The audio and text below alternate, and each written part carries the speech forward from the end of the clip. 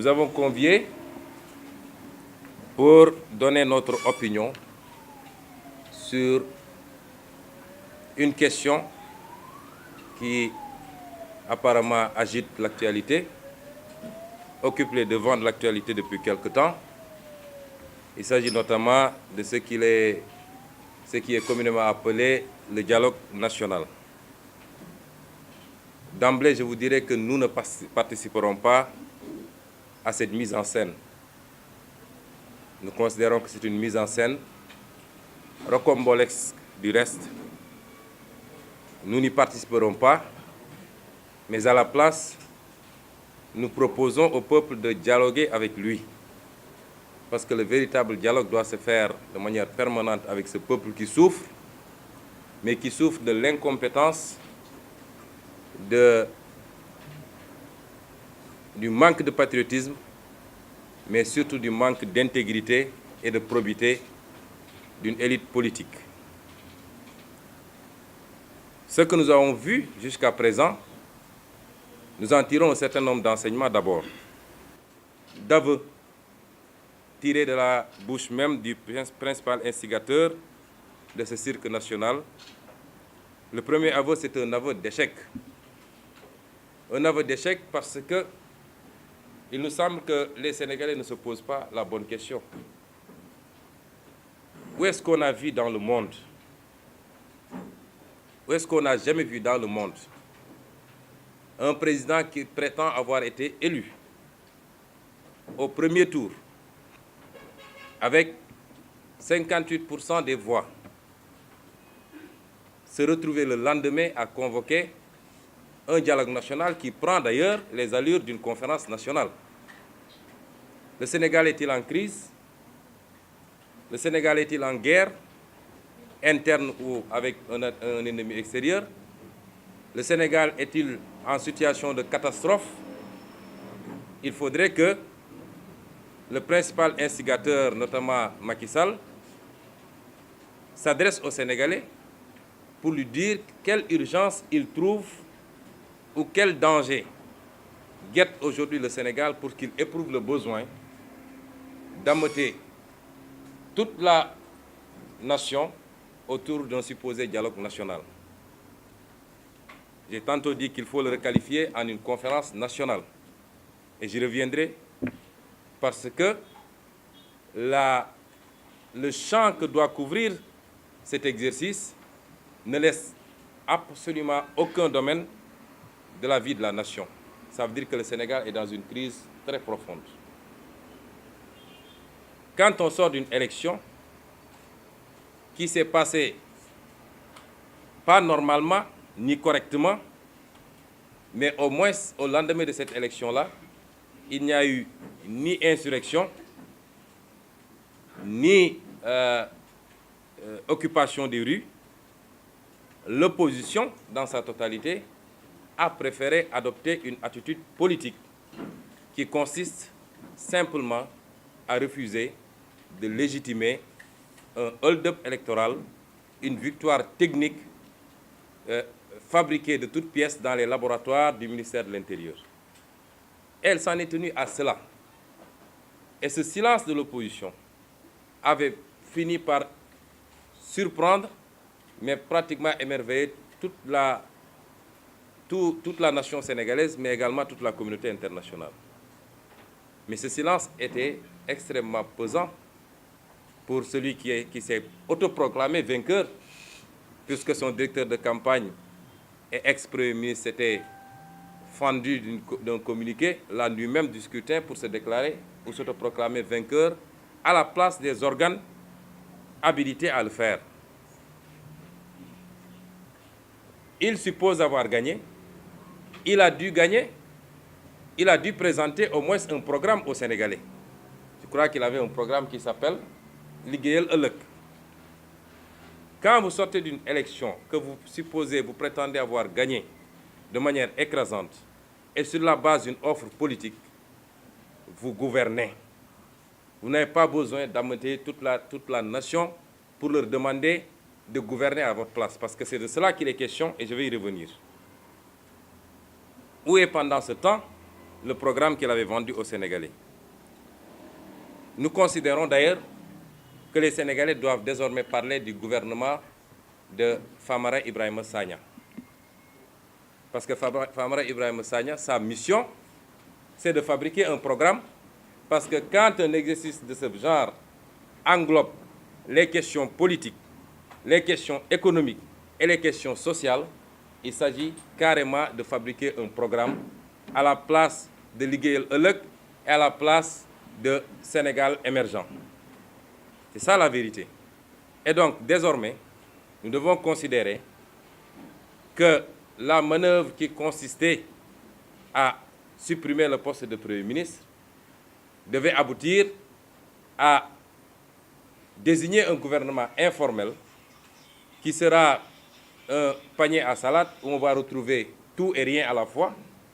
Et ce gouvernement informel est chargé aujourd'hui de fabriquer un programme de gouvernement pour Macky Sall et demain, éventuellement, de se retrouver pour le partage du gâteau étatique. Ce qui nous amène à dire que l'élection de février 2019 n'aura servi à rien, finalement, parce qu'il a servi à élire un président fantoche ou fantôme. Le deuxième aveu, c'est un aveu de roublardise.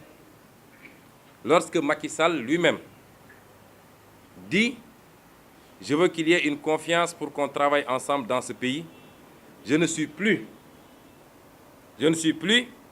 dans les affaires de Ndiouj Ndiaye. Il n'y a plus de danger pour moi, je n'ai rien à perdre en ce moment. Quel aveu qui résume le caractère bipolaire de l'homme. De 2012 à 2017, il n'a pas travaillé pour le développement du Sénégal. Car otage de son obsession pour un second mandat, qu'un bilan ne pouvait lui donner, il était dans les manigances et les manœuvres pour écarter, exiler, révoquer, traquer de l'opposant, modifier les lois à sa guise, etc., etc. Mais c'est bien fini pour lui, comme il le dit. Car on n'a pas besoin de son engagement de ne pas faire un troisième mandat.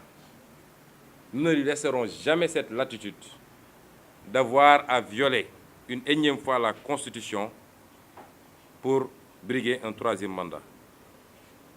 Nous savons que son engagement de finir avec son mandat en 2014, en 2024, suivra le même destin que ses précédents engagements. 100 000 emplois pour les jeunes par an, gouvernance sobre et vertueuse, mandat de 5 ans, etc. Pour son présent engagement, même son Conseil constitutionnel ne pourra lui venir en aide pour lui permettre, comme il le dessine déjà, de contourner les règles et la charte fondamentale de ce pays et briguer un troisième mandat. Le troisième aveu est un aveu d'incompétence et d'incapacité. Il dit, je le cite, et il s'adresse à l'opposition, « Si on ne se réunit pas, des étrangers vont débarquer pour nous diviser et s'accaparer de nos ressources. » Au-delà d'un aveu inquiétant, d'un leader extrêmement faible, qui n'est fort que lorsqu'il s'agit de mater de l'opposant et qui courbe l'échine face aux intérêts étrangers. Au-delà donc de cet aveu extrêmement inquiétant, je tiens à rappeler aux Sénégalais que c'est lui, Macky Sall, qui a vendangé sciemment toutes nos ressources malgré nos alertes répétées. Il a sciemment signé des contrats qui étaient extrêmement désavantageux pour le Sénégal. Il l'a fait en connaissance de cause et aujourd'hui, il vient vendre aux Sénégalais une soi-disant nécessité de faire bloc, sinon les étrangers vont débarquer pour prendre nos ressources. Ils n'ont pas besoin de venir prendre nos ressources, il leur a déjà livré ces ressources. D'ailleurs, la seule chose que le peuple sénégalais doit lui rappeler et réclamer, c'est sa promesse électorale lors de la campagne de renégocier tous les contrats. Nous étions tous ici quand, lors de cette campagne de février 2019, Macky Sall s'est engagé à renégocier les contrats. Nous savons pertinemment qu'il n'en a pas le courage. Espérons qu'il ne l'attend pas de la commission ou du dialogue qu'il a instauré. C'est lui qui a pris l'engagement de renégocier ses contrats, qu'il avait sciemment signés, qu'il ait le courage de le faire, et je ne vois pas comment une commission qui n'a pas été élue par les Sénégalais peut procéder à la renégociation de ces contrats. Voilà un homme qui n'a pas le courage de ses responsabilités et qui se défausse sous prétexte de la nécessité de dialoguer, qui se défausse sur une commission où on retrouve tout et rien et qui doit être compétent en toute matière. Le quatrième élément, c'est le manque de sincérité de Macky Sall. Voilà un homme qui se rend à l'élection présidentielle sans présenter dans son programme politique un projet institutionnel. Après le référendum constitutionnel de 2016, sur ces 15 mesures, après avoir imposé de manière personnelle et unilatérale une réforme de la loi électorale pour instaurer son parrainage, après aussi son passage en force électorale, il décide d'une réforme constitutionnelle qui voit 22 articles de la Constitution être modifiés et avalisés par sa majorité mécanique parlementaire, sans concertation et sans que personne ait vu venir. Pour un homme de dialogue, il avait catégoriquement et systématiquement refusé de nommer une personnalité neutre pour l'organisation d'élections démocratiques et transparentes au Sénégal. Nous nous apportons tous de son Doumakodef, et nous lui réitérons Ya Haï, d'où nous dialoguer. Ce n'est pas la peine d'envoyer tous les émissaires du monde. Nous ne sommes pas intéressés par son dialogue. Pour un homme de dialogue, rappelez-vous qu'il avait péremptoirement décidé, le 1er mai, de rompre avec la tradition sociale de concertation en assénant qu'aucune augmentation de salaire ne serait acceptable pour les travailleurs. Jusqu'à preuve contraire, la parole de Macky Sall ne vaut pas un copec. Rappelez-vous de l'engagement solennel de réduire son mandat de 7 à 5 ans. C'est son premier et son deuxième bluff nationaux, parce que le dialogue, on en est au 3e ou au 4e essai, avec les dialogues mornais de 2016 et de 2018. La trahison contre les conclusions des assises nationales et de la Commission nationale de réforme des institutions. Et je suis ébahi de voir des acteurs qui se disent des assises nationales se bousculer au portillon du palais pour aller assister à un dialogue. Qu'est-ce qu'on peut dire dans ce dialogue qu'on a déjà dit dans les assises nationales? Qu'est-ce qu'on peut dire aujourd'hui dans ce dialogue qui n'était été dit dans les assises nationales, qui s'était engagé à appliquer, lui, Macky Sall? On est en train de s'amuser avec le peuple sénégalais. On va perdre du temps. On va mettre de l'argent pour satisfaire les desiderata et le projet funeste d'un homme. La Commission nationale de réforme foncière, qui avait déposé ses conclusions, il a mis le coude là-dessus. Les grands messes des assises de l'éducation et de l'administration, on se rappelle, inauguré en grande pompe, il y avait des affiches partout, on va réformer l'administration. On a mobilisé toute la fonction publique à Diamniadio pendant 4 ou 5 jours. Aujourd'hui, rien. La décision unilatérale de report des élections locales, j'en ai déjà parlé. Alors, comment donner, la liste n'est pas exhaustive, hein, mais comment donner du crédit à cet homme? Vous savez, quand vous avez dans votre propre famille un enfant habitué à raconter des choses, à dire des choses qui ne sont pas conformes à la vérité, est-ce qu'il se lève un beau jour pour vous dire « Papa, maintenant j'ai changé ». Vous n'allez pas y croire tout de suite. Il faut le mettre à l'épreuve au moins.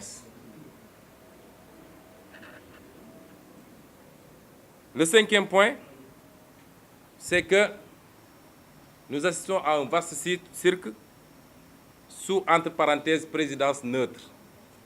Je n'ai rien contre ceux qui ont été désignés. Je ne considère pas qu'ils soient si neutres que ça.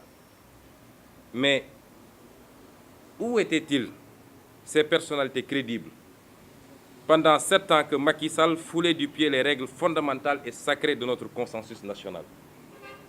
On n'en a jamais entendu un seul, ne serait-ce que faire une tribune pour rappeler à l'ordre par rapport à ces dérives. Ils étaient où quand, par manque de patriotisme, le même Macky Sall livrait notre économie aux intérêts étrangers et vendangeait nos ressources naturelles dans une gestion nébuleuse et clientéliste?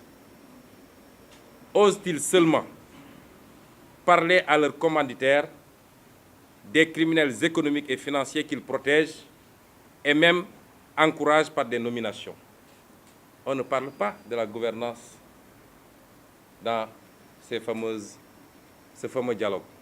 La corruption endémique, tous ces criminels à col blanc qui ont pillé la poste, qui ont pillé le coude, qui ont pillé la direction générale des impôts et domaines, qui ont pillé le port autonome et qui aujourd'hui sont protégés par ce Macky Sall, qu'il promeut même quelquefois dans des postes de ministre ou de directeur général.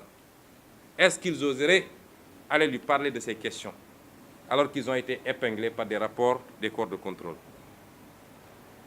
Le 6e point, c'est que ce dialogue, en réalité, cache des objectifs inavoués.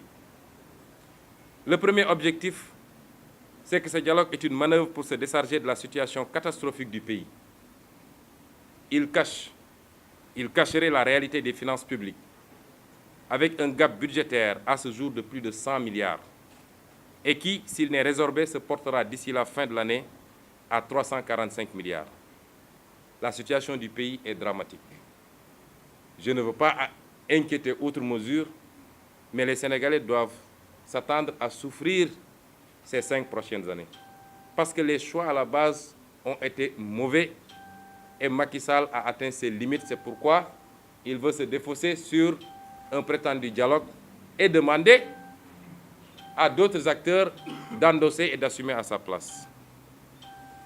Il est clair d'ailleurs qu'à ce jour, l'État n'a pas les ressources nécessaires pour organiser les élections locales à la date du 1er décembre 2019. C'est ça qu'ils veulent cacher.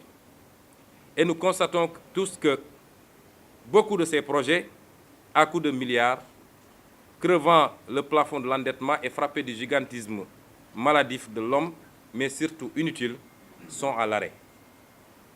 Vous savez, il y a 7 mois de cela, quand je vous disais que l'inauguration du TER, c'était de la poudre aux yeux, et que je le défiais de faire un aller-retour, s'il part à Diamniadio qu'il revienne avec le TER, on avait crié aux oiseaux de mauvais augure.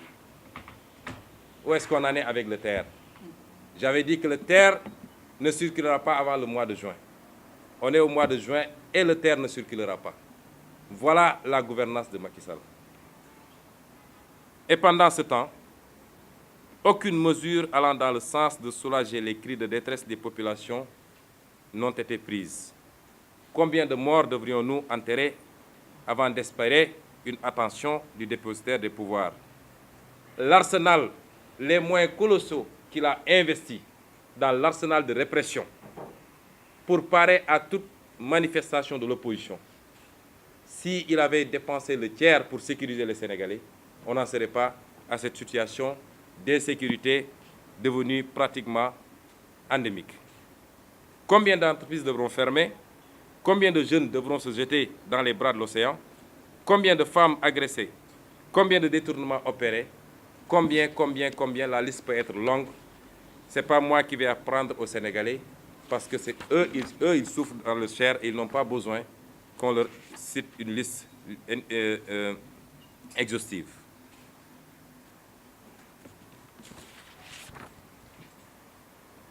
Mais les vrais sous-versements politiques de la manœuvre, c'est la caution qu'ils cherchent pour obtenir le second report des élections locales après le premier, qui a fait passer la date de juin à décembre 2019.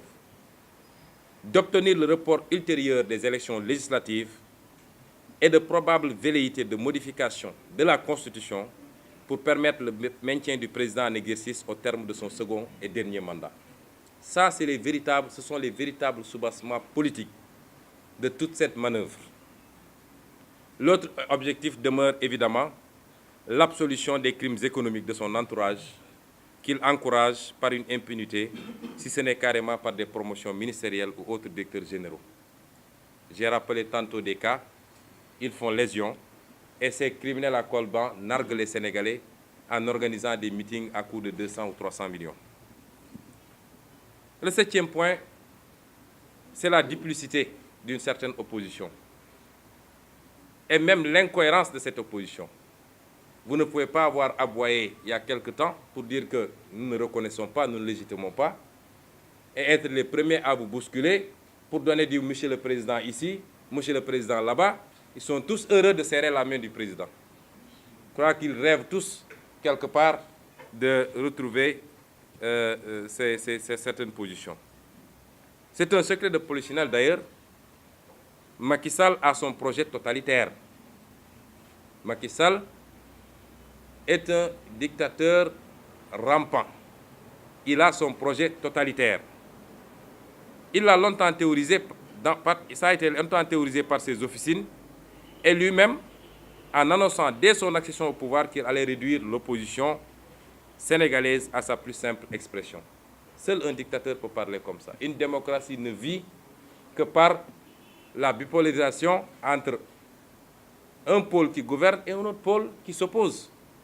Seul un dictateur peut dire « je vais réduire l'opposition à sa plus simple expression ». Ce projet a connu un début de mise en œuvre par le remplacement de l'état de droit par le parti-État. Ce projet a connu un début de mise en œuvre, je disais, par le remplacement de l'état de droit par le parti-État, d'une gouvernance sobre et vertueuse par une gouvernance clanique et gabégique, en excluant le Sénégal des juridictions internationales, en menant une chasse aux sorcières des opposants à son régime. La liste n'est pas exhaustive. Mais cette méthode semble avoir atteint ses limites. Cette méthode semble avoir atteint ses limites, mais le projet de Macky Sall de réduire l'opposition à sa plus simple expression demeure. Et il faut changer de stratégie. En faisant quoi? Il fantasme sur une forme de gouvernement d'union nationale qui ne dit pas son nom. Élaborer ensemble un programme commun, politique, social et économique, et ensuite gouverner ensemble, ou plutôt se partager le bonbon étatique. Ainsi, il n'y aura personne en face pour s'opposer aux mauvais choix économiques, à la corruption gouvernementale et étatique, aux dérives et abus autoritaires, aux manipulations du calendrier républicain et de la Constitution. Je veux rassurer ici Macky Sall. Il aura une opposition en face de lui. Et une opposition ferme, pour ne pas dire radicale. Ce n'est pas personnel. Nous n'avons rien contre la personne de Macky Sall. Il faut que ce soit très clair. Mais nous avons tout contre sa façon de gouverner, contre sa vision extrêmement limitée. C'est lui qui personnalise le débat. Mais le débat n'est pas personnel. C'est lui qui s'est juré de n'avoir jamais une opposition en face de lui. Dès lors que vous dites que je suis contre Macky Sall, il lâche la churme contre vous. C'est des insultes, c'est des diffamations, des affabulations, des mensonges quotidiens. C'est une traque permanente, l'instrumentalisation de la justice. Mais cela ne se verra pas d'une opposition, il aura en face de lui une opposition. Le pouvoir n'est pas éternel, aucun pouvoir ne l'est. Demandez à Omar el-Béchir, quand vous allez dans nos mosquées, nos imams vous parlent de Aïna Firaoun, Aïna Haroun. C'est trop loin. Demandez à al-Béchir, demandez à Bouteflika, demandez à Ben Ali, demandez à Saddam Hussein, demandez. Il quittera le pouvoir. Ça, c'est une certitude. Il ne peut pas réduire l'opposition à sa plus simple expression. Il peut capter une certaine opposition qui n'attendait certainement peut-être qu'un clin d'œil. Chacun a ce qu'il va négocier ou ce qu'il va chercher. Mais il nous aura en face de lui. Nous respectons la liberté de chaque organisation politique dans l'opposition de ses choix, mais aller au dialogue, soyons clairs, c'est être en collision avec Macky Sall et se livrer à un grand écart qui s'assimile à un reniement à une forme de ralliement. Celui qui se dit élu au premier tour à l'issue de l'élection présidentielle de février 2019 est supposé l'être suite au programme politique qu'il a présenté aux Sénégalais. Dans un état de droit, après les élections, il n'y a que deux camps politiques, ceux qui gouvernent et ceux qui s'opposent. J'ai bien dit deux camps politiques. Après, il y a la société civile, après, il y a le citoyen, mais politiquement, il y a deux camps politiques, le camp qui gouverne et le camp qui s'oppose. On ne peut pas avoir de camp hybride. Il faut que ce soit très clair et chacun maintenant doit faire son choix. On s'oppose ou on est avec Macky Sall. Mais je ne suis pas ici, je ne suis pas là-bas. Ça, c'est se tromper, essayer de tromper le peuple. Dans ce postulat bien simple, de deux camps bien définis, qui se doivent respect mutuel, et c'est à Macky Sall de respecter son opposition, ce qu'il n'a jamais fait. Dans ce postulat bien défini, les seules concertations imaginables entre le pouvoir politique et son opposition sont d'ordre technique et portent sur les questions politiques et institutionnelles, qui n'appartiennent pas à Macky Sall. Ces prérogatives constitutionnelles ne concernent pas le processus électoral ni la question de nos institutions. Ça transcende sa gouvernance, ça appartient à tout le peuple sénégalais. Et c'est les seules questions qui peuvent faire l'objet de discussions, pas de dialogue. Ça doit faire l'objet de concertation et ça, c'est exigé par le calendrier républicain et ça a été fait depuis de nombreuses années. C'est lui qui est venu briser ce consensus. En dehors de ces questions, c'est lui qui a son programme économique, il a son programme social, il n'a qu'à le dérouler et nous, on est là pour dire que ça ne marche pas, que ça ne va pas. C'est ça, une démocratie. Répondre donc au dialogue de Macky Sall, ce n'est pas seulement un reniement de la position communément exprimée de refus de légitimation de son mandat. Au lendemain de l'élection, c'est aussi une décision d'intégrer son gouvernement délégué à la commission dirigée par Famara Ibrahima Sagna. Je tiens à dire que les observations que je fais n'ont rien de personnel, je ne les connais même pas, je ne les ai jamais vues. Je reste sur les principes. Je terminerai par dégager des perspectives et lancer un appel à nos militants, nos sympathisants, de toute la coalition. Nous lançons un appel à la mobilisation et à la vigilance. Nous n'avons jamais accepté et n'accepterons jamais de subir l'agenda nébuleux de Macky Sall ou de qui que ce soit. Le nôtre est bien tracé. Il s'agit de poursuivre et de parachever cette œuvre qui consiste à débarrasser le Sénégal de ses entrepreneurs politico-affairistes et de réconcilier le peuple avec la pratique politique. Cette ligne est claire, nous ne pouvons pas la dissoudre dans des manigances et dans des compromissions. C'est ça notre ligne politique et c'est à cela que nous appelons tous ceux qui croient à notre combat et qui ont été nombreux à voter pour nous. Et encore peut-être beaucoup plus nombreux à n'avoir pas pu voter pour nous, comme prétexte que ce soit. Ni pour la supposée unité d'une opposition, aux objectifs apparemment totalement éclatés, ni pour les beaux yeux de Macky Sall qui est confronté à ses propres limites. Nous y œuvrons et impulsons une cadence soutenue dans les prochaines semaines par la consolidation de la coalition et le renforcement de nos partis respectifs. En ce qui nous concerne, nous, PASTEF, j'en profite pour annoncer que nous nous acheminons vers un grand congrès dans une date qui vous sera communiquée incessamment. Ensemble donc, nous serons également plus que jamais du côté du peuple dans la surveillance et la dénonciation de la gouvernance malsaine et la prise en charge des problèmes sectoriels comme globaux. À ce titre, une série de questions écrites adressées au gouvernement, suivies de conférences de presse décentralisées, sera déroulée dans quelques jours.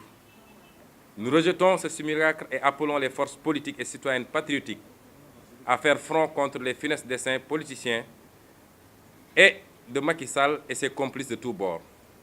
À la place, je l'ai dit dans le titre, nous proposons un dialogue avec le peuple. Nous proposons un dialogue franc, profond, sincère, un échange mutuellement enrichissant avec ce peuple. Nous avons proposé un programme lors de cette campagne. Tous les spécialistes, tous les observateurs qui ont lu les programmes s'accordent que nous avions proposé le meilleur programme pour le Sénégal. Et c'est dommage parce qu'on va perdre encore 5 ans à patauger. Nous avions toujours dit qu'il y a le temps de l'opposition ferme et le temps des propositions. Nous allons renouer contact avec ces populations, dans tout le Sénégal et dans la diaspora, pour des échanges féconds, pour un dialogue où nous apporterons ce que nous avons. Peut-être que lors de la campagne, nous n'avons pas suffisamment pu partager ce programme, mais où nous prendrons de ces populations également les préoccupations, que nous poserons de la manière la plus ferme, que ça plaise ou que ça ne plaise pas. Nous appelons surtout la jeunesse sénégalaise à refuser qu'une énième fois, les mêmes acteurs ne complotent contre elle dans un sempiternel exercice de partage du gâteau étatique. Nous l'appelons à se tenir prête à engager l'inéluctable bataille pour parachever la mise hors circuit de ce système mafieux. Je vous remercie.